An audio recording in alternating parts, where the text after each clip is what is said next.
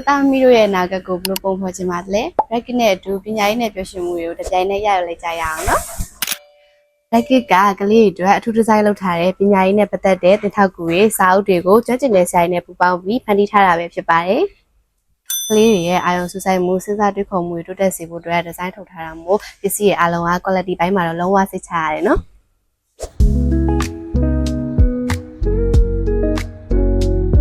Racket ကနိုင်ငံခြားရောက်ကလေးနဲ့များနေကျွန်တော်တို့လိုတိုင်းရင်းသားတွေအတွက်မြန်မာစာလေးလာဖို့အတွက်ထူးထူးလုပ်ထားတဲ့တိထောက်ကုန်ပစ္စည်းလေးတွေလည်းရှိပါတယ်ကျွန်တော်တို့လေးဆိုရင် Racket ကနေထုတ်ပေးထားတဲ့ Magic Group နဲ့မြန်မာစာကိုပျော်ပျော်ရွှင်ရွှင်တင်ကြားနေဖြစ်ပါတယ်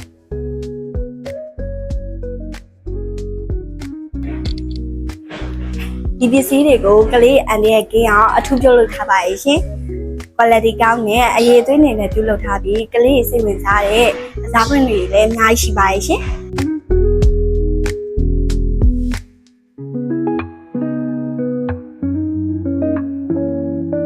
ထိုင်ရနဲ့ကော်မာတားရင်လည်းပြုလုပ်ထားမို့မိဘတွေအနေနဲ့လည်းကလေးတွေထိခိုက်မှာမစိုးရင်ပဲစိတ်ချမ်းသာစွာကစားခိုင်းနေပါလိမ့်ရှင်။